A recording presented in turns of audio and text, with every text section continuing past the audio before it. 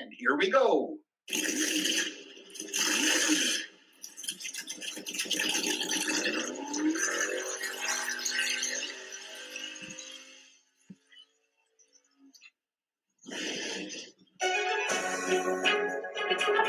said you can't teach an old dog new tricks?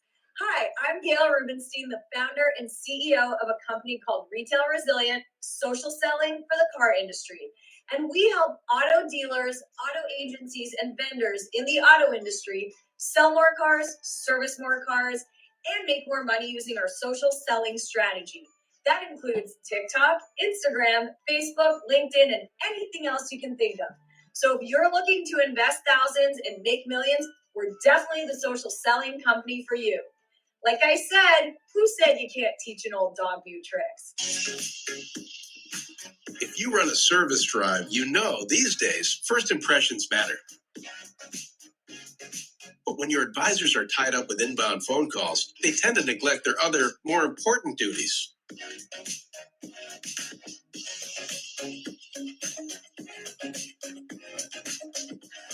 And did you know 75% of all service calls are frequently asked questions and routine requests? Still, the average dealer misses up to 30% of inbound calls, adding up to a ton of missed service opportunity and increased customer churn. 68% of callers actually go elsewhere if they can't get through, which means you could be losing $60,000 to $70,000 every month in service revenue simply from missing calls.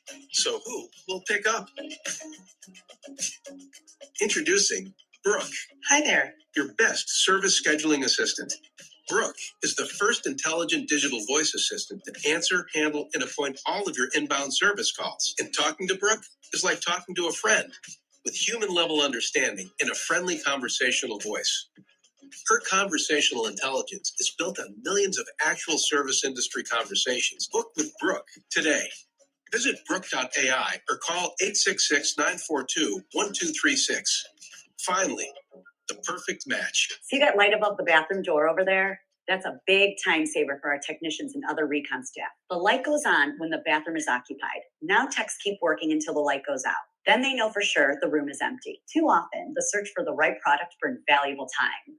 This inexpensive detailer's cart organizes supplies. Now techs lay their hands on what they need without delay. We got these time savers from Rapid Recon, the reconditioning software company that's always defining better reconditioning solutions for dealerships like yours. When the goal is to get cars through recon in 72 hours or less, every step, every minute, every better decision made helps towards that goal. For more recon efficiency ideas like these, talk to the recon experts at rapidrecon.com.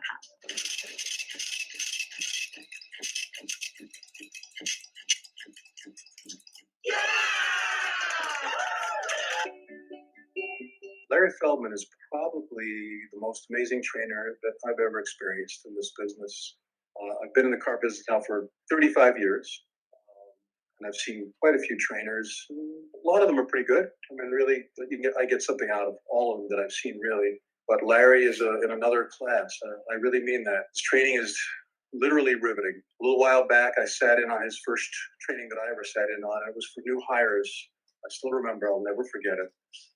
About 25 people in the room who had never sold cars before. After 2 hours, I raised my hand. Larry stopped what he was doing and said, yes. And I said, maybe we should take a break. And literally, I'll never forget it. All 25 people turned around, looked at me, and went, well, okay. And he kept going for another 2 hours. Since then, I've seen a few other of his trainings. I've hired people out of his classes. All I can say is, you got to give him a try. Fantastic. And if you are interested in a master class in TikTok from driving sales in Las Vegas, if you want some humor in your life, you should definitely watch Jeff and I in the room as we do a TikTok video live. But there's also some very interesting data around TikTok and automotive that Gail goes over in the course. The video is on our YouTube channel. You can check it out. And it will be on our website soon. The audio format is already up if you prefer the audio, but I'd recommend video just because it's humorous, but also very informative. There's a lot of different books on electric cars. Also, of course, the movie Who Killed the Electric Car Part 1 and Part 2. You should definitely check out. Here's a few that I selected. Go ahead, Jeff. Good morning, everybody. Thanks for joining us. This is going to be a nice, fun show. And as always, we have our disclaimer here because it basically says that the views and opinions expressed on the AutoHub show today or any other day are those of our guest speakers and guests and do not necessarily reflect the official policy or position of the show or Ian or Jeff. So please check it out if you want to read all the details. Ian.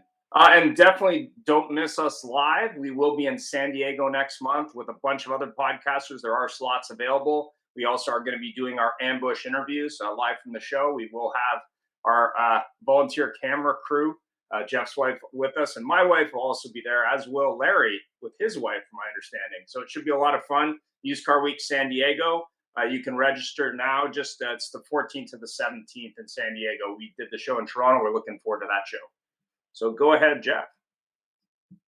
Well, thanks again for joining us. We have a very eclectic group of people here. We got a little bit of a late start because we got to see all the cool new stuff joining us in the EV world. And what's very interesting is the fact that there's EVs coming out left, right, and center. I mean, that video didn't include all the Chevys and the holy cow, they got Equinoxes and Blazers and Bolt TUVRES TUXs and stuff like that, and all the Korean brands. And we have a really great group of people joining us today, all some very, very awesome and very knowledgeable people from all different sides of the EV world.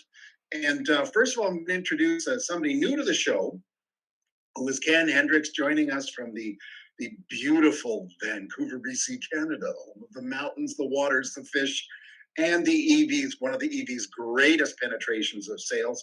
And Ken is with the Automotive Retailers Association of BC. Ken, please introduce yourself. Tell us your connection to the EV world, please.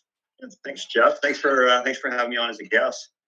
So my connection with the EV world started only about 4 years ago, and it was a topic. Well, first, who the Automotive Retailer Association represents is we represent in BC what's called the aftermarket industry. And that's just basically the used industry or anything that happens to that vehicle after it's sold new. And that includes your collision repair, your mechanical repair, your towing, and of course your auto recycling. And while it occurred to me about 4 years ago that the dialogue really started to increase, but everyone was talking about the new car experience, and nobody was actually dealing with the used aspect of it. And we just saw, I think it was the top 20 of all these new models coming out, but all these cars have a life cycle, and they're going to be sold multiple times. They all become used cars. They're going to break down. They're going to have to be needed to be serviced out of warranty, and eventually they're going to have to be recycled. And so what we created with the help from the provincial government was a program called EV Friendly. And what this program is doing is trying to provide the tools and resources out to industry to help educate them and to help to prepare them for this transition. And it was a simple case of, at that time, I think the government was just assuming, as were many people, that the existing infrastructure that has developed over 100 years was just going to be able to service EVs. Simply not the case. It's a new technology, new investments in equipment and training. So that was that's why we started the EV Friendly project, and that's what it's all about. And really just to demystify the EVs and to help educate both industry and consumers as well.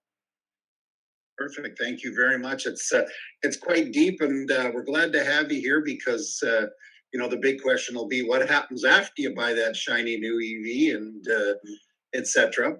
And so next, actually, it's kind of a really good segue into what happens after you buy that shiny new EV. Is Brent Seavey from XCare in somewhere in Michigan. I believe, anyways. And Brent, please introduce yourself. And you're no stranger to the fans of the AutoHub show, or Ian or myself. You know what? Thanks for having me on today. I've always loved it coming on the AutoHub show. I'm a Tesla veteran. Spent 4.5 years there helping to set up the used car department and the remarketing department at Tesla. And now I am vice president of business development at XCare, Accelerate Auto's insurance vertical for EVs. So basically about 3 or 4 years ago, we developed XCare because no extended warranty was really doing a decent job of helping people who were buying electric vehicles. A lot of legacy tactics, a lot of legacy practices. And so when we designed Xcare, we designed it to mirror the factory extended coverage that Tesla offers with a lower deductible, and also extended it to Model 3 and now Model Y as well. A lot of people don't know is that Tesla has actually stopped selling extended warranties for their Model X's past 2021 model year. So basically, if you want to cover your Tesla from this point forward, it's Xcare or it's Wing It. We're very proud to support our community, very active in the community. We have sponsorships of owners clubs coast to coast, going down to Florida actually to join our friends down there at the Owners Club in Florida. So happy to be here today. Happy to put my 2 cents in for what it's worth. And thanks again for having me. Thank you. You know, no offense to anybody, but I'm a little scared the manufacturer won't sell warranties on a product over 2 years old. So actually, let me give you just a little insight on that real quick, if I may. Tesla, whenever they sell an extended warranty, they have to keep those funds off the books until the extended warranty is actually passed. So they'll sell this extended warranty. They're not allowed to declare that money as income. They have to wait 8 years if you buy it at time of purchase, right? If you buy a 4-year extension, they have to wait 8 years to realize any funds from that warranty on the books. And yet during that 8-year period, they're fully responsible for parts, service, and care. So it's actually a losing proposition for them to sell a warranty just because of the way they, as a manufacturer, have to declare the funds. We are not hampered by that. We can invest our funds prudently when they come in. We can declare those funds as part of our income on the books, immediately upon receipt. So we're in the warranty business. Tesla is in the car building business, and we have this beautiful copacetic relationship. Well, perfect. And hey, that's what insurance is, right? It's take that money, invest it, make gobs of money, and pay out the odd claim too. Just lots of claims. Next, we have with us an EV pundit extraordinaire and one of my favorite people to follow on LinkedIn, James Carter. I believe, James, you're in the Toronto area. Please introduce yourself and your viewpoint on the EV world, where we're going. Oh, thanks again very much for having me here today, and it's good to be on with lots of other very extraordinarily knowledgeable people. So I feel quite honored to be here again. Just quickly, a quick background about me. My background, nearly 20 years with Toyota in Australia, Japan, and here in Canada. And you're right, yep, here in Toronto. And since then, last 6 years have been running my business called Vision Mobility, which does consulting work and sometimes some content work for manufacturers, for tier ones, for others in mobility as well. So that's my background. But so do I get to kick it off about what I think about EVs? I feel honored to So you have an opinion? Is that you're saying you have an opinion, James, on EVs? No. Well, sometimes I'm a bit quiet about stuff like that. So I'm just it's a good feeling to at least have a platform to be able to say something about that. So of course. Yeah. All right. Let me start. I think one of the things that we're really seeing is just look at new car sales and where they're heading and what these numbers are saying. We're looking at increases of 50, 60, 70% year on year, no matter where you live. If you live in Australia, where I grew up, same thing, off the lower base. If we look in, BC, which is right now the leader in new car sales for electric vehicles in North America, which is just amazing. We're seeing that same sort of growth mirror countries that have already been there, like Norway, like parts of Europe. And we're all on this hockey stick upwards trajectory, and it's not going to stop. And there's all these things behind it that we have to think about, especially on retail side. Like Ken talked about earlier, we heard about what does the aftermarket have to do? And I did a big study for AIA about 5 years ago, trying to identify some of those things. And right now, that hockey stick is also causing things like Brent to Xcare to really start filling these gaps. with warranties and things that are not being done. So really what we're seeing is this huge growth of EV from the new car side really start to fill out the rest of the industry around that. And that is a super exciting time, a super exciting place to be right now. Fantastic. Thank you. And that's a great viewpoint. Now, last but not least, is the person that gets to see all the cool new stuff before it even hits the road or whatever you want to call it. And Patrina Gentile is joining us from Toronto. She got picked up for something small like ABC or CBS before this to talk, but she joined us a moment late. Patrina, say hi and introduce yourself and tell us your opinion on this fine topic. Sure. Hi, it's nice to be here. I'm an automotive journalist, and I basically cover all vehicles, and I've been doing it for almost 20 years. I think one of the first electric vehicles I drove was the Tesla Roadster, the original, back in 2010. And I've been driving a lot of them recently, all over the globe. So a couple of weeks ago, I was in Tennessee driving the new Nissan Ariya. I was also in Colorado a couple of weeks ago driving the new Mercedes-Benz EQS SUV that's all electric. I've driven a GMC Hummer pickup truck off-roading in Arizona, the Cadillac Lyric. In Utah, I just actually had a really cool experience driving the Tesla Model 3 in Montreal yesterday with Elias Makos. He's a radio host there, and he's one of the few people, 160,000 people in North America, who have the full self-driving system on his vehicle. So we tested that out. Very cool. I have to say, this is for me the most exciting time, and I know most people will agree, for the auto industry, because we've never seen so much change.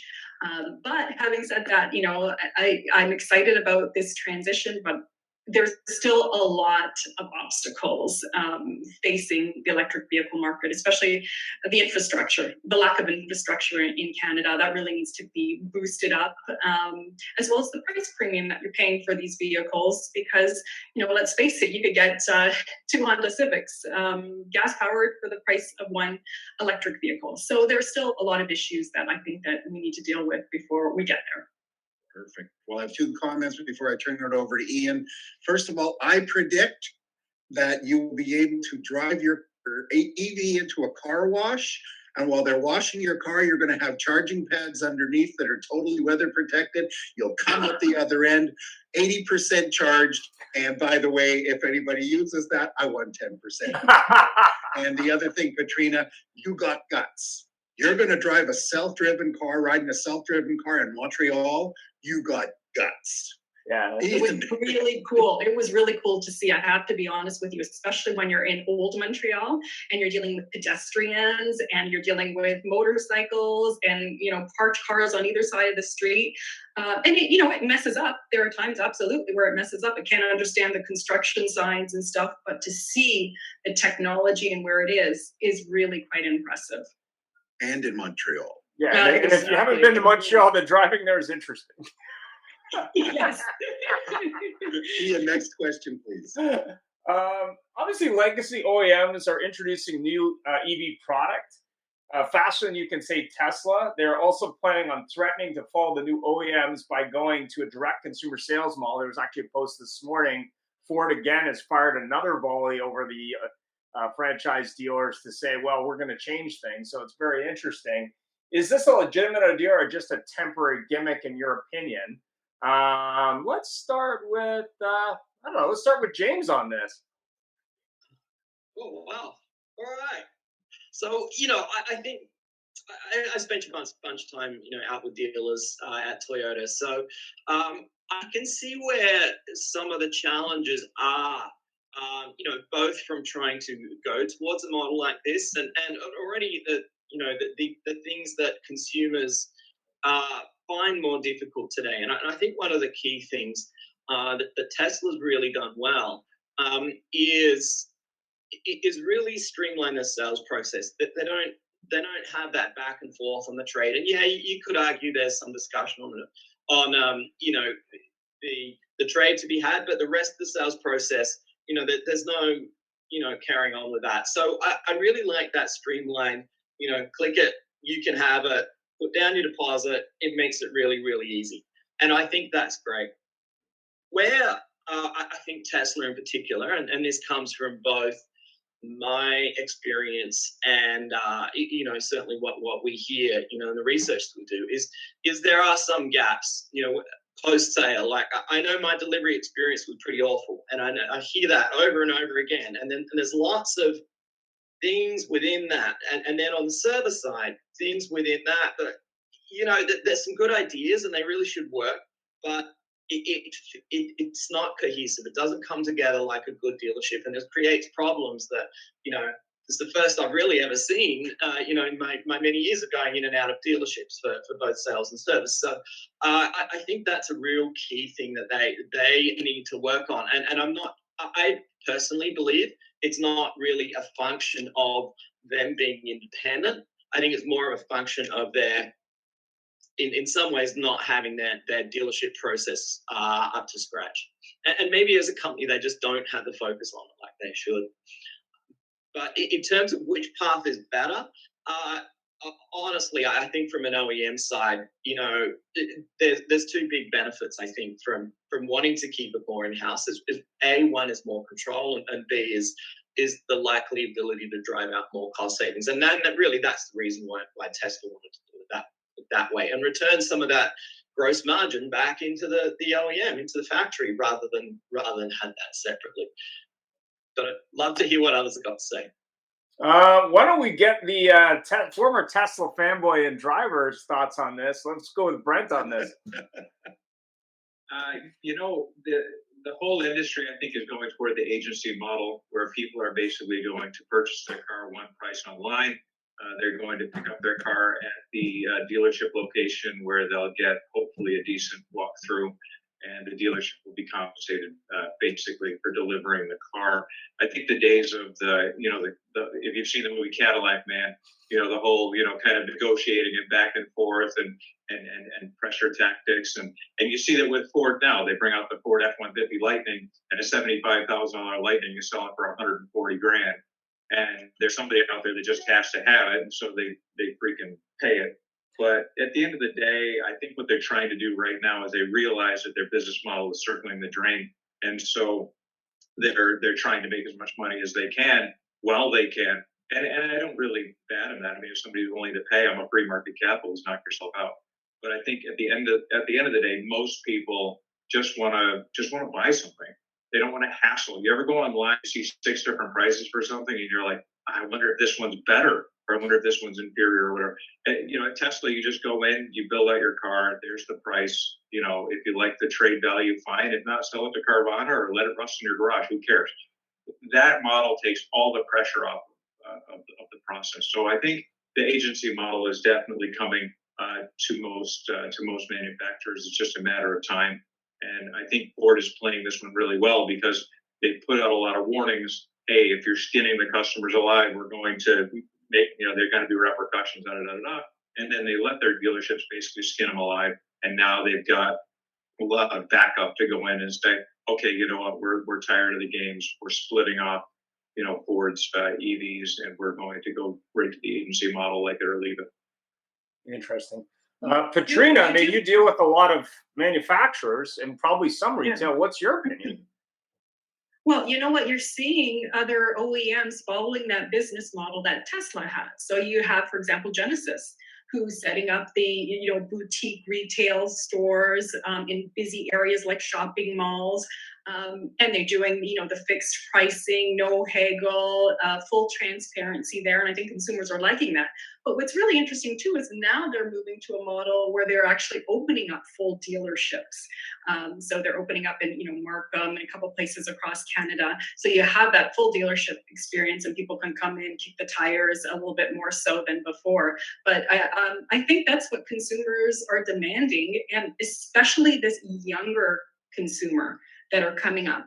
They are, at least what I'm hearing from them, is they're getting really frustrated when they try to, order a car. And they ask for this and this and this, and often they'll say, you know what, you can't get that, but here's a car that's close to it. And they don't want that. You know, with Tesla, they can order exactly what they want, and this is what they get, and this is the price. So I think that you're going to see other manufacturers trying to replicate that business model because it makes sense. Appreciate that. Ken?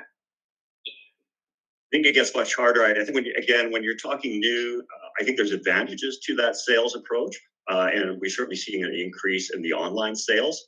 I think it's limited to a certain culture group and age demographic at this point. But what complicates it again is the used market, and that's going to be much slower to transition. And so it's going to confuse things that if you're into a used market, that you're still operating on the older models and going in person, haggling, negotiating. I think that's some of that again is going to spill into the new. So it's not going to be an easy transition, and I don't know if it'll ever fully mold into that model where you can just simply go online and buy a used Tesla at a certain price, and it's going to come. What you get delivered is exactly what you expected. So I think that's going to really complicate the model. I also think and there's probably another topic we'll get into, but it's the whole service end as well, which is going to extremely complicate that. Yeah, Jeff, maybe you can talk a little bit about used cars, but more importantly, the service side of electric used cars. You bet. You know, one thing though that one thing I've had mentioned to me that's a little bit of an interesting thing on the direct to dealer or direct to consumer sale on high demand items is one thing that happens on the dealer level right now is you get a lot of people that are buying, a lot of used car dealers are buying new cars under other people's names. And then they're immediately converting it to them. I'm in the used car business. I watch the auctions, and there is regularly, you know, I've already seen a Lightning on the dealer auction and pulled an astronomical figure. Even Kia Niro EV is pulling, and Ioniq 5s are pulling 15 and 20,000 over MSRP to dealers. So when you do online, you know, you get 10 different names. A dealer gives them money up front. They order it, and they take that lovely new Ford, whatever it is, in 3 years that goes direct, and they flip it for a profit, depending on how the market is. But you know, Rivian's just recalled it was a real big thing there, and Tesla lovers are going, see, you guys ain't what we are. But they just recalled a ton of vehicles, and they haven't delivered that many, so they've recalled most of them. And so it's got an interesting challenge for EVs, which I mentioned just before we went live, was you know, service on EVs. It's a big challenge. And I see Ken looking directly at me because this is perfect, because I want to ask him directly because he's in that side of the business. And you know, there's nightmare experiences that people are experiencing on older EVs, and of course that's why Brent's in business. And considering some of these stuff is now over 10 years old, what's happening with repairing and servicing EVs? And Ken, I'll go with you first. I know you can only speak for British Columbia, Canada, but we'll hit everybody else. And we do have a gentleman that was with us, but he logged out as a recall fiend. I was going to ask him, but he might come back. But Ken, what's going to happen there? That's a big question, Jeff, and it has a lot of sort of tentacles. I think what worries me most on the service end is the Tesla model. And if OEs are going to follow that model, it's much more of a controlling model where they want to control the market. They don't want to share the repair information out to the rest of the aftermarket. That's a real problem. And yet they can't service. It's fine when you're in your densely populated urban centers, but BC is a huge province geographically. And I think there's 3 or 4 Tesla service centers. We've heard nightmare stories of someone up island just having to get glass repair and having to drive that vehicle about 200 kilometers down to a service center in Victoria at an astronomical price. All fine when you've got the money and you can afford that 160,000, or you have that warranty. When you're buying that 10-year-old Tesla, that's much more problematic. So I think that's one of my biggest concerns there with moving forward with that model, and we're starting to see that happen now in the market. So there's a lot of dialogue now, even at the federal level, with the right to repair.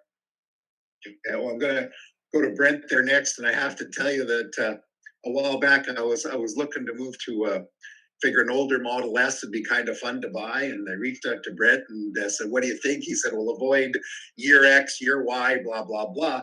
But of course, then they started selling for more than they did new. So I changed my mind. But so Brett, what's your take on this with repairing and servicing them? You know, the right to repair is definitely heating up here stateside as well. By the way, I'm not in Michigan, I'm in Illinois. Naperville, baby, represent. Anyways, so yeah, it is warming up a lot here stateside. Massachusetts, I believe, has recently reached an accord with Tesla to provide them manuals and such. And just about any state in the U.S. now, you can buy Tesla parts. If you are a repair station, the only thing that they won't sell you directly is anything to do with the high voltage battery pack.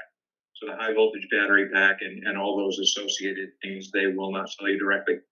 Just about anything else, if you're an independent repair station, you can.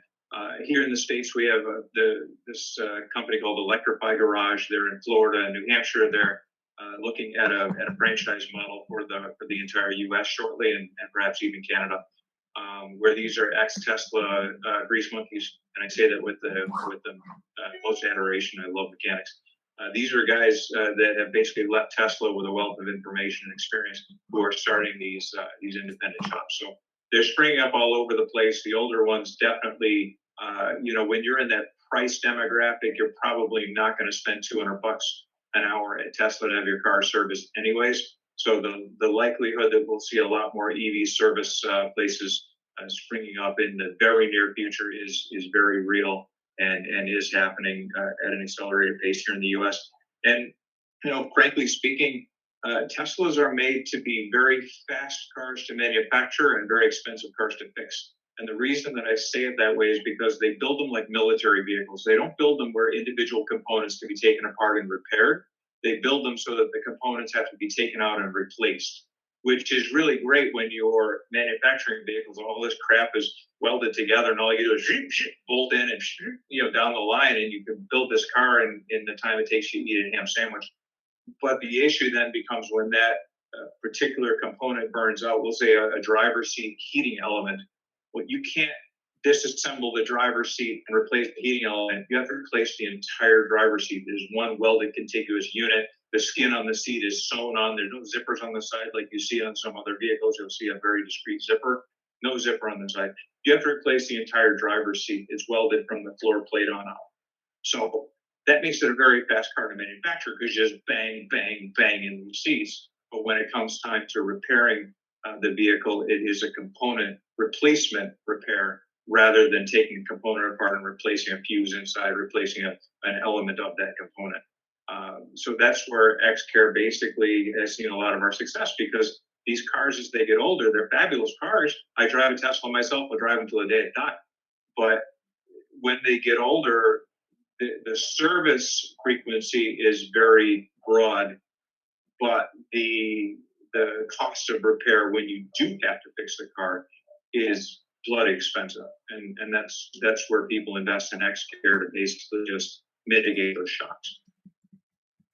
That's really the point. This modular construction repair thing is actually, it's even happening on the legacy brands too.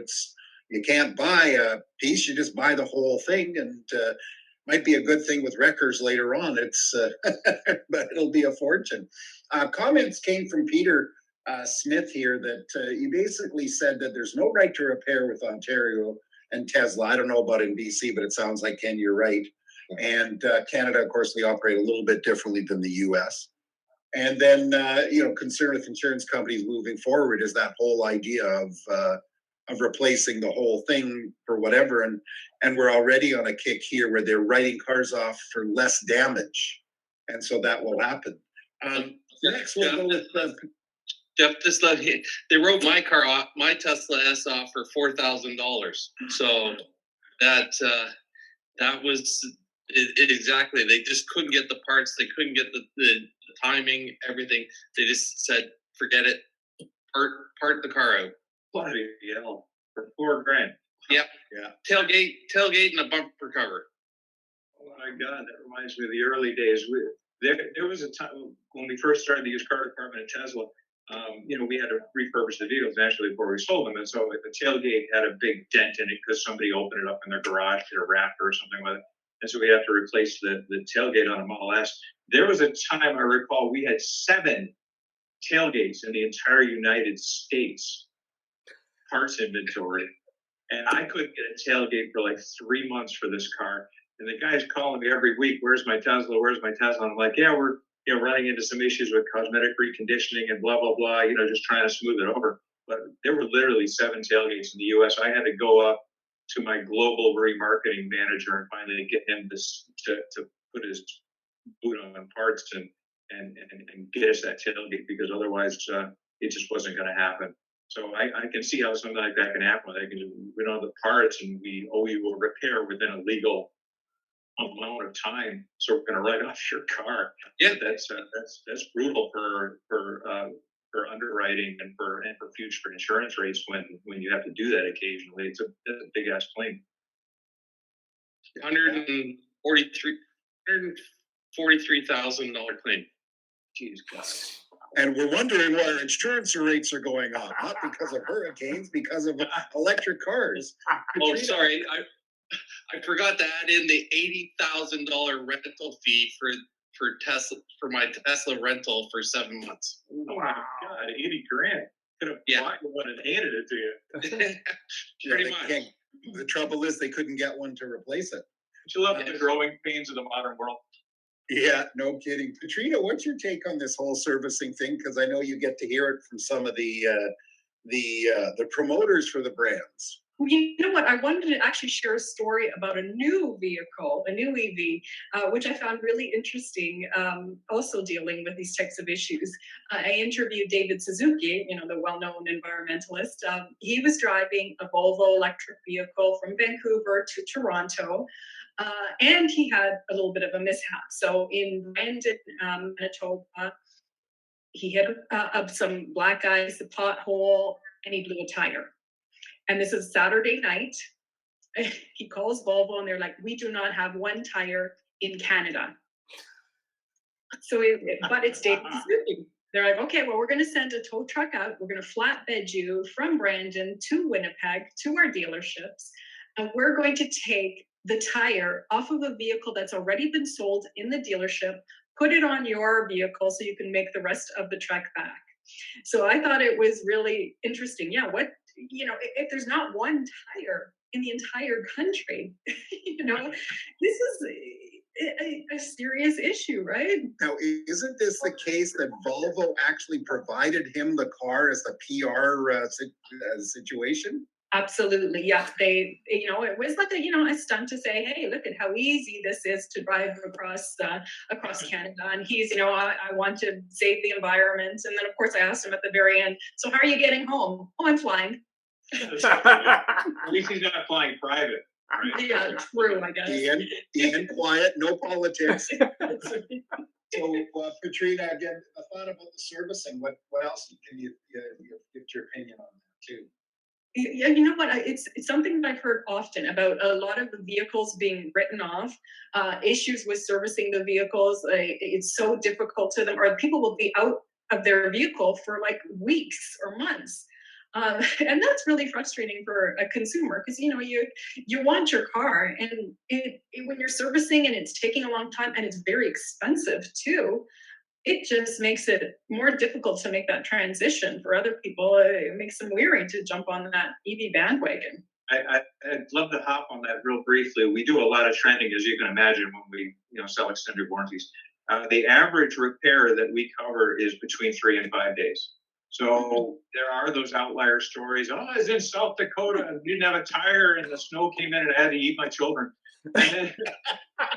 And that's great. But at the end of the day, most people are 3-4 days in and out. I go up on the, if you go up on the forums and everything and you see these people, Tesla's screwing me. I've been 8 weeks without my car. Those are such outliers, but those are the people that make all the noise, right? If you had a great service experience, you just had a great service experience, and you take your kids to soccer and you go home, you eat your dinner, and you don't think about blogging it.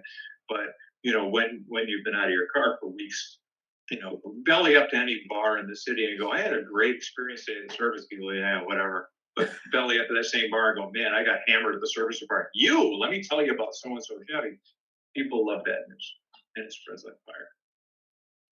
Actually, I want to say something about this right to repair thing, and I think it's interesting because there was a story about I believe and Brent can probably help me out here, but I believe there's a known fault with early Model S's where AC fluid leaks down into the batteries or into the inverters or something and causes them the bottom end to rust out and all sorts of issues to happen from there. And it's an expensive repair, and Tesla wants to replace the whole battery to do it.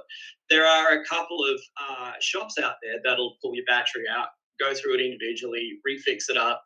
I believe Gruger in California is one, but there are others around. There's one in Quebec, and they, instead of a $30,000 or $40,000 fix, it's a $5,000 fix. And I think what the important point here is that what we really see that the aftermarket does, and the real benefit that they provide, is that it's almost like keeping the OEMs honest in some ways, that they've found out new and better ways to do stuff.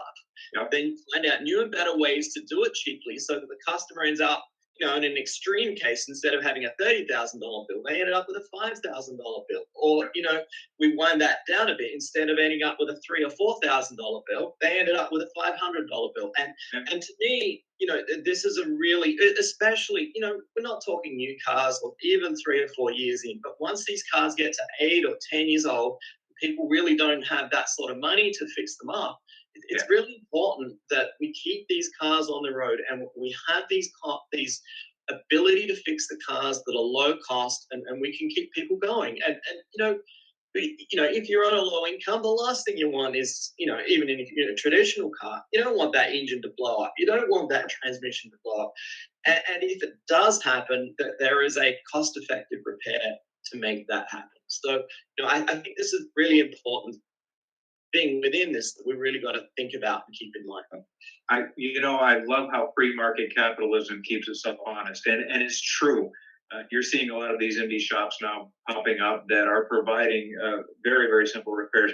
My mind is brought back to the Model 3 guy that had the front of the battery. There's a coupling for the fluid that goes around the battery, and it's made out of plastic, and it was damaged by a rock. Just rando rock hit this thing on the road and cracked it open. And Tesla wanted to replace the entire battery, and Electrified Garage actually went out and got a brass fitting from like Home Depot or something, and fashioned a terrific repair for this thing, and charged them a few $100. So the delta was between thousands of dollars for a new battery and all the labor that Tesla was going to charge this guy, and $300 or $400. It was ludicrous. It was a $15 brass fitting, and now he's got a brass fitting on there that could probably take a 38 caliber shot. So the recycling industry can add a lot of support to this. It needs support itself, and this is one of the things that our association is trying to address in terms of the quality control and the training that is needed across the country. One of the biggest challenges is actually buying the salvage vehicles. A high percentage of export, especially if Teslas go outside of the country, which a lot of people don't realize, it can be as high as 30%. And from a critical mineral standpoint, that's crazy. That's a loss of investment. If the government is going to be incenting these vehicles, and when they get into an accident, if they go outside of the country, or someone else is benefiting from those parts. And that's one of the biggest challenges. We do our own internal studies just here in BC, because we can measure what are the collision shops, what are they ordering, or what are they requesting from the recyclers, and what is the return of the replies. And sometimes it's like a 1%. That means for every 100 parts that are requested, they only have one reply. And it's because when we look, where are these vehicles going? They are going outside of the province, and in many instances outside of the country. And that's something that is not being talked about, and that really needs to, both at our provincial level, but also at a federal level as well. Those are definitely great points. I mean, as we look at the new act in the US, it's going live January 1 for Inflation Reduction /EV. And we look at the attraction from a dealer perspective, because there's limitations to getting a tax rebate for those used vehicles. I know there's a fight right now between Korea, Japan, and the U.S. government because they're excluding certain vehicles, and that's, I'm sure, why you're seeing the ID4 move to Tennessee versus Germany. But the question then becomes, what quality used vehicle can you get for less than $25,000 to pick a number, whether it be in Canada or the U.S. that would then qualify? Because I know the Canadian government is talking about something in that area if Justin can come up with some money. But what's your opinion on the top five? I mean, Ken, you deal with a lot of vehicles that, obviously fixing vehicles. I mean, what's your opinion on the top five used electric? Well, in terms of the service and repair, I mean, it's their Tesla, Leafs, Bolts. That's where we're seeing most of the requests from, anyways. And again, it's just the challenge of a lot of challenges. The challenge of finding the used parts, but it's also just challenging who can do that work and who can service them. There's very few in BC that could do, as you said, take a battery and swap out the individual cells or modules. There's not even a handful. I can't even count five. I can probably count two or three. Wow. And then that's an industry that we need to support, because again, you can't have that 10 or 12-year-old vehicle and then have the OE say, yeah, we'll swap out the battery. Here's 20,000. That's just crazy. It's not going to support the market. It's not going to induce growth. Well, I like what you said there too. And the thing is that, we keep hearing about how cost per kilowatt hour on batteries has come down so exponentially over the last 5 years at Tesla, and that's how they're able to be so profitable, et cetera, et cetera. Yet if you blow your battery on your Tesla Model S, you're still paying $20,000 for the battery. If you follow the cost of that battery over the last 5 years and all the stuff that's been published about the cost per kilowatt hour, that battery should cost you about $12,000 now. So Tesla's holding an $8,000 margin on that battery just because they can, which is fine. And I'm a capitalist and I understand, but at some point, replacement battery costs have to follow the actual cost to a reasonable degree without skinning the public. What I'd like to see is like Firestone Service and Meineke and all these other big national brands here in the States actually take up EV servicing. If they would dedicate a commensurate amount of stalls and training for their people to start servicing EVs, they would make money hand over fist. And right now, nobody's picking that up. You call Firestone Service right now, telling you want your Tesla service, they'll laugh and hang up. So it's an untapped market for service that is going to make some people bleeding rich, both locally and nationally, guaranteed. Yeah, I mean, when you look I think the reality is going to be that as we sell more and more EV cars, there's going to have to be more and more available service. Absolutely. You can't rely on your OEM or whoever that may be to service it. Tesla's already got that backlog of cars waiting and waiting and waiting, booking months and months ahead just to get a whatever. Sometimes, yeah. I mean, when you look at the original hybrids back in the day, now we're going back to 1999. I remember when local fire departments even needed training. I mean, I remember being at the auto show and I had a customer come over who had an original Honda Insight and had some esoteric questions about batteries. And the guy from Honda who worked for them, Honda Canada anyway, wasn't even able to answer the questions about batteries. So, and I put him together with the guy because he was the national trainer. I was like, I have no idea what you're talking about here, but maybe this guy can help you. But yeah, I mean, at the end of the day, you're going to have a volume of cars, and with government incentives going the way they look to be going, you're going to have a lot of interest in used vehicles from a dealer perspective and elsewhere. But where are you going to service them? Even a local dealership picked a franchise staff. Can they even do an inspection on those properly? Who knows? James, what do you think? No, most of them can.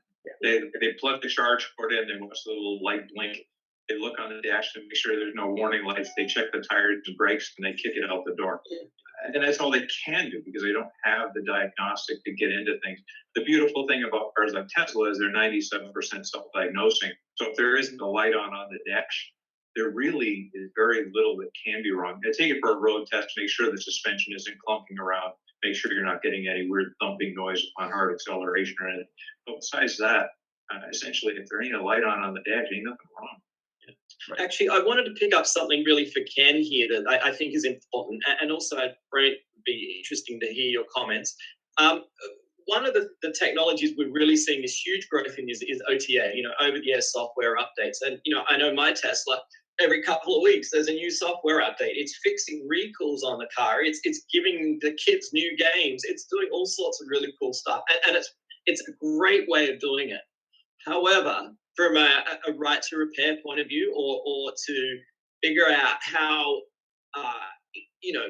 unless you have access to the system, how do you know what's going on? And I think that's something that, certainly I'd love to hear Brent and Ken talk about, because there could be some really sticky issues, especially when the car's age. Yeah, in more ways than you might think. So certainly from that repairs standpoint, absolutely. They can affect other industries, for towing, for instance. Right. So we were doing some work with a company out in Vancouver, and overnight Tesla had updated its software, which had altered the procedures for loading and securing it. And it wasn't working. That's awesome. I knew how to do this. They couldn't figure it out. It was just like their iPhone. Okay. Finally, they got it figured out, but that can have serious repercussions. Now, this was also a trained tow operator, so he understood it. But to an untrained tow operator, they might try just to force it up on that deck and damage it. So, yes, absolutely serious implications. I do think on the topic of towing, we may have to look at what some of the European countries do, where they have a flat deck with a gooseneck hook that comes over, and four hooks go underneath the car and lift it up and put it on there. It might be a simpler way. There you go. Especially if you're in a tight parking space. One quick thing about what we're talking about, used vehicles here in the EV space. The average time span a car spends on the road in North America is under 10 years. That's the average lifespan of a car. When you talk a EV, it has a significantly exponentially higher price point, so people tend to keep that car a longer point in time. So migrating it into a used car positioning is going to be a much shorter lifespan for that vehicle. So you're looking at primarily probably 80% of ownership will be a single point ownership of an EV in the future. And then, good point. That's a really good point. But then when you look at the infrastructure, the infrastructure problem is the main concern of EVs, in my humble opinion right now. Yeah, infrastructure is big. Not so much for Tesla as for the other manufacturers, because Tesla has their supercharger network throughout the U.S. and the demographic for Tesla are mostly people that own their own homes, and so they charge at home for 99% of what they're using the car for. But yeah, infrastructure is going to be huge. Single ownership, yeah, absolutely. People call me all the time. I've had my Tesla for 4 years. It's been a joy. I want to cover it for the next 6 years, the next 8 years. I want to keep this thing till the wheels fall off. That's fantastic. Teslas are actually designed to last for about 15 years or 500,000 miles. So the delta between the ordinary ownership experience and an EV experience, especially a Tesla, is pretty broad. So they'll see second lives, third lives, but the first owners are keeping them, from what we're seeing, anywhere from 8 to 10 years. So it's a beautiful thing, just keeping us in business. But yeah, even second life, then, as long as it's less than 10 years, we can throw a warranty on it and help you out in the future as well. There's an article today, just came out on Forbes. I put a link there if you're curious. They're projecting lifespan of 10 to 20 years. Obviously depends on the scenario. If you're an Uber driver or a taxi cab driver or whatever, that may not be the case. Sure. But it's an interesting article. But Petrina hasn't said anything in a while, so I wanted to include her in the conversation. Go ahead. Okay, I had a couple things I wanted to say, and I guess I'll start with maybe the infrastructure that you mentioned, because that is a big issue. I was shocked when I drove. I had a Tesla for a couple of days. Of course, you can't get it from the press fleet because Elon Musk doesn't like journalists, so there is no test fleet. So I borrowed one off of a car sharing platform. And I was so impressed with how easy it was to charge at the superstar charger stations. They were, 20 kilometers apart on major highways. Every time I pulled over, there were at least, 15 charging spots. I didn't need a separate app. I didn't need to worry about anything. I could just pull up, charge. It was literally fast, like less than 20 minutes, full charge. I could watch Netflix in the car. And when you compare it to the infrastructure, the lack of infrastructure, where I've driven, the Ioniq 5, the Volvos, like you name it, and I always have an issue with charging. Finding them, having to have download a different app for them. Often they're not working. Often there is a gas-powered vehicle that's parked in those spots. So it's really frustrating when you're trying to drive an electric vehicle and that infrastructure isn't there. And there's also, if you live in a condo, if you're in an older home, I went to visit my mom and plugged in overnight and blew all the fuses in the house while I was charging. So there's a lot of, frustration here. So Tesla's learned it well. I don't know why the government can't replicate that, because it's really frustrating. In terms of EV readiness, Canada is, I think, 13 out of 14 countries in the world in terms of being ready for that infrastructure. So I wanted to add that. And there was something else I want to say, but I already forgot. I'll mention something and then you'll remember. Yeah. But I had the experience at a mall literally Saturday, where this was a big mall in a suburb with a very, very high uptake on Teslas. And they had a bank of superchargers. And I mean, literally, they could have been 15 to 20 of them. Yeah. They were full of Teslas, and there were 5 people sitting there waiting. Wow. Now, the problem being, of course, it's a mall, so they leave the car there for 6 hours. They get fined for that, by the way. You get fined. Your car is done charging, and you'll get a message on your app, and if you don't move that thing, they fine you by the minute after that. I love that. Yeah. Then again, you know what? If you bought it used and paid double the price of new, who cares for a $20 fine? Yeah, you know what? You care when somebody takes their lipstick out and writes "asshole" on your windshield. Right, that's going to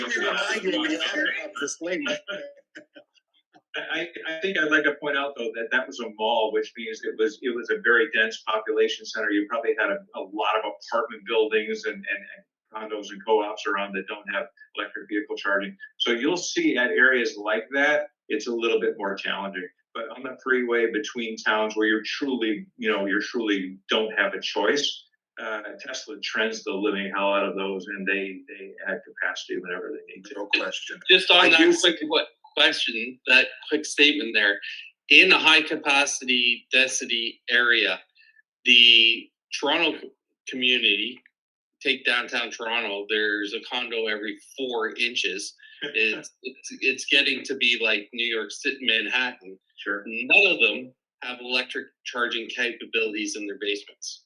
Wow. None. Right. Older buildings especially, it's very hard to. No, this is new builds. They don't have the capacity to charge the potential change of the infrastructure to automotive. They just don't have it. Right now we're 4% in Ontario on the EV. They don't design the buildings to compensate for that 4%. Well, that's tough, because if you see where the world is going, you kind of have to build for where you're going, not where you've been. Yeah. And if local business codes don't have the proviso in there that they have to provide at least the base wiring for future EV charging, then I think that's a gross oversight on the municipal level or the national level. And I think that's a conversation that needs to be had in Canada. That is in household. You have to, since 2019, you must run a 240 conduit to a garage. Fabulous. Or put the fuse box right up in the garage. Save yourself all that hassle and pigtail it right off. Yeah, so that's in household, but in building, no, it's not there. There's been an ongoing fight in my condo corp for 5 years. In my opinion, condo is the biggest barrier to like home charging, because it's 80% of total charge or 90% of total charging needs. if people live in condos, that is by far the biggest barrier for EV ownership. And you're right, that's the breakthrough that we really need. And unfortunately, to retrofit, it's very expensive, but we still have to do it. And we really need to find these breakthrough solutions to make this happen. And it is a huge opportunity for someone, but it has to be done. Just going on from what you said too, Peter, what we're seeing, I have a friend who works for one of the big developers doing condo stuff, and what they're finding right now is that obviously from early inception and planning of condos to actually letting people actually move in, there's probably a 6 or 8 year window.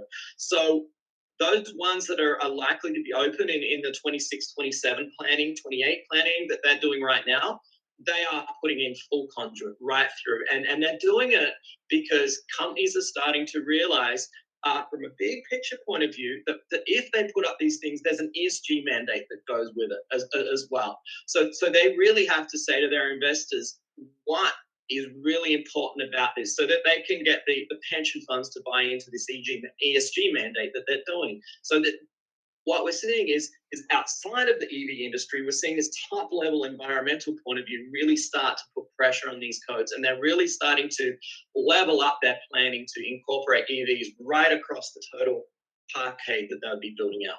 Well, here's a very troublesome trend here in Vancouver. I don't know if it's a trend, but it's just happened that there was a large native band that has a very large tract of land right almost downtown Vancouver. And they just fast-tracked the development of towers for 10,000 units of housing, apartments. And there's 900 parking stalls in the entire development.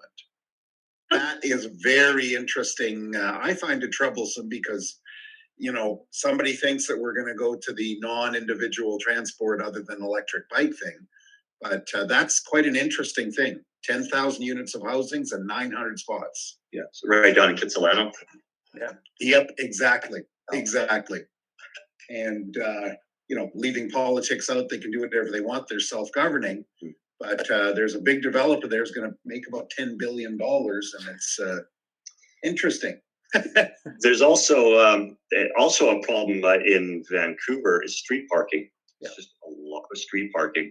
They're doing an interesting in London because London is really the same. People they don't have garages. Everyone parks in the street. So they're just converting the lampposts into charging stations. Yes. And that's easily something that, again, we can do in Vancouver.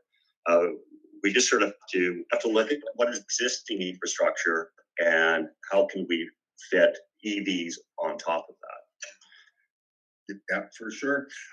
We're running out of time, but I'm going to put another question out for anybody. Here's the fun part, the bonus question. So I'm going to go to Patrina because she knows all of this stuff first. So bonus question, Cybertruck or Hummer? Cybertruck. Yes. You know what? I mean, that's a tough. I will say it's a tough one because I loved driving the Hummer EV, especially off-roading with it and checking out the Watts to Freedom, and the crab walk. Really incredible. But I was at the launch. I think I was the only journalist in North America in the room when Elon Musk unveiled the Cybertruck. He wasn't allowing any journalists inside, and I got in because I knew a friend that knows the designer. So I went in and I got a chance to see it, and it was really impressive. And they did drives right by the SpaceX rocket and stuff. So it was really cool seeing it on the road. I mean, having said that, who knows what will happen, but it's a close one. But the Cybertruck holds something special because I've never seen a press launch like this in my entire life. And, I've covered everything, Geneva Auto Show, Frankfurt, where press launches are quite something. But this one really was interesting. It was like a concert, and everyone just went nuts. And there was a lot of momentum there. So it's a close one, but I do like the Cybertruck. I couldn't even get that room. You got in that room? I couldn't even get. I got in that room. Yeah. I went in. Like I said, I went in. I was supposed to cover it for CTV and CBC, the Canadian television stations. And when I went, they were like, "Nope, we're not letting you in." And I turned around, and one of my friends was there. He's a Hollywood producer. So he said, you know what, come in with me, you'll be my plus one. He had a personal invitation from Elon and the designer, and I'm like, I'm in there. So I think it was the only, like I say, I think it was the only journalist in North America in that room. And it was like nothing I've ever seen before. Did I hear a giant mic drop? Boom. Okay, now I'm going to challenge James. Lucid Air or Plaid? Why? I actually just drove a Plaid the other day, and holy smoke, far out that thing's fast. That is nuts. It is absolutely nuts. The Plaid that I drove was actually a Model X, but still. And the Lucid looks beautiful. But they're too big car for me. I prefer small cars that are more nimble and more city friendly, and I'm quite happy with my Model 3. So I would probably say neither and get a Model 3. But both of them are amazing, and I would be a happy owner in either one of them for different reasons.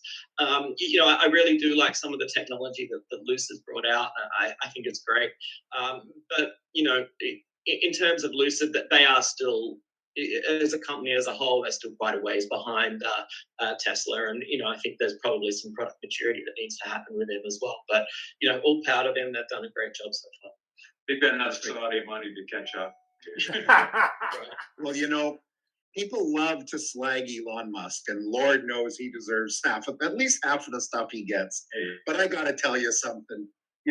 I'm a big fan of Spaceballs, and anybody that names a car after that, a term in there's got to be is cool in my book. So Brent, VinFast or Fisker? Oh God! Wow, that's like asking a vegetarian steak or chicken. Why do you think I asked you? You know what? I would probably do the VinFast just because they have a better chance of succeeding than Fisker. I think the Fisker Ocean is going to be an interesting side note in the EV in the annals of the EV history when it's written. I really don't have a whole lot of faith in them. I don't have a great deal of faith in VinFast either, so it was a really tough choice. So Jeff, you forgot DeLorean in this list. Ken, do you want to comment on DeLorean? What an attestation to a salesman. Fisker has a track record, other than he made one of the coolest looking cars, I think, ever. He's got a reputation of selling a whole bunch of, what's the term? Pile of goods. He keeps getting people to invest billions in and to come up with new stuff, like the new DeLorean. It's amazing what people will throw money at, isn't it? Well, there's that new Ferrari plug-in hybrid I hear for $1 million. That's a Ferrari. It's going to be successful. The new Malcolm Bricklin. Fisker's the new Malcolm Bricklin. Yeah, exactly. Folks, thank you so much. We've reached the end of the time. Peter, I'd like to thank you for input always in the show. Before we close, I would like to ask everybody for their final comments. But Ken, we left you out on the new stuff there, but just comments on where do you think we're going in the EV world? And we know we're going to end up there. I think obviously we're going to end up there. It's just a question of when. And all I can think of is the Judge Dredd movie with Sylvester Stallone when he digs up that old Olds 442 and nobody knew what the heck that was. Final thoughts. I want everyone to participate in the EV market. I don't want it to become where 50% of the population can afford to drive and the other 50% can't. I think, and I think doing that is just going to be building out the whole life cycle of that so that everyone can participate. That's sort of my final thoughts. Perfect. Thank you. Patrina. I'm just looking forward to this transition. Like I said, it is an exciting time. I'm looking forward to. I have a bunch of cool press trips coming up. Driving the new Kia Niro EV in LA in a couple of weeks, and VinFast SUVs as well. So it's an exciting time, and I think the transition is going to take a little bit longer than we anticipate. But I think it's just because of the lack of infrastructure. I think once we get that going, I think consumers and we get the price down, the price of batteries down, I think consumers will be a little bit more open to making that transition. Perfect. So is it true that when you get a holiday, your number one destination is your backyard? Exactly, yes. I stay in hiding. It's because it's so, I mean, I was driving, I won't even say not an electric vehicle. I was in Rome last week driving the Lamborghini Urus Performante on the racetrack. So, and it's going to be one of the last vehicles that we'll get with a full internal combustion engine because, you know, Lamborghini is also going the electric route. Next year, we'll see a hybrid and en route to all electric supercars as well. So, different boy, world. you're everywhere. I am so jealous. James. Yes. Final thoughts. Look, this is a transition that is unstoppable.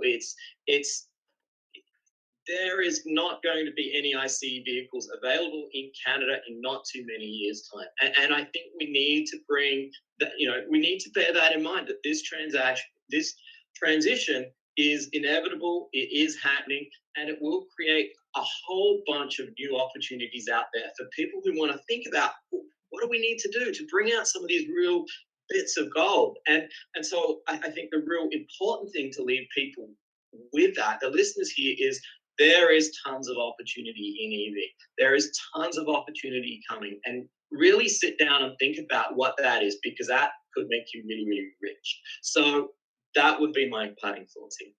Thank you so much. And last but not least, Brent. Hi. We're talking about this transition to electric vehicles, but I think the broader, greater conversation is going to be the actual future transition to the post-ownership world, where basically most people don't own a vehicle anymore. They subscribe to a ride service that comes and autonomously picks them up and drops them off. I think that future is a lot closer than we think. I think the millennials are onto it. 75% of millennials would give up their car before they give up their internet. Most people are not even getting a driver's license at 16. They're foregoing driver's licenses. They could care less about driving. I think, sadly, because I grew up loving cars, I've had 54 cars myself. I really think the post-ownership world is coming, and most cars are on the road no more than 5% of the day. And so, with resources being scarce, with questionable mining practices in a lot of countries, and all the other things that are kind of overshadowing the EV transition, I think the best way to actually make that secondary transition is to start preparing people for just not owning their car. If you could spend $500, $600 a month and be guaranteed within 5 minutes you have a ride wherever you'd like to go, why wouldn't you do that? So I think at the end of the day, we're going to see the post-ownership world coming a lot sooner than we think, probably by 2035, in my opinion. Well, I have to tell you, my choice is either full-time driver or Uber, because the rideshare people, we have a lot of rideshare here in Vancouver. It's scary when somebody drives a car once every 3 weeks. Ian, I'll let you close the show. Yeah, very true. I mean, I have 4 different daily ride share options, including one that just rents Teslas by the day or by the hour. So I'm curious as to how they charge those, but more importantly, to Jeff's point, what kind of surface damage do you have when you got a new driver who drives once a month or once every 3 months, who has a license but probably doesn't have a lot of experience? So that's why that self-driving Montreal was so interesting to me. Is that's one of the harshest cities to drive in, probably in North America, just because of the way people drive. World. Yeah, it's interesting for sure. But thanks very much for everybody. In Europe, they have the emotion, but the skill. In Montreal, they're emotional and no skill. Have yourself a great day. Thanks for all the input. Thank you all very much. It's been fun. Great day, Thanks guys. for joining us. It was a great show, and follow us anywhere you would like on your favorite podcast, on Facebook, on LinkedIn, and of course on our YouTube, or subscribe to our own channel.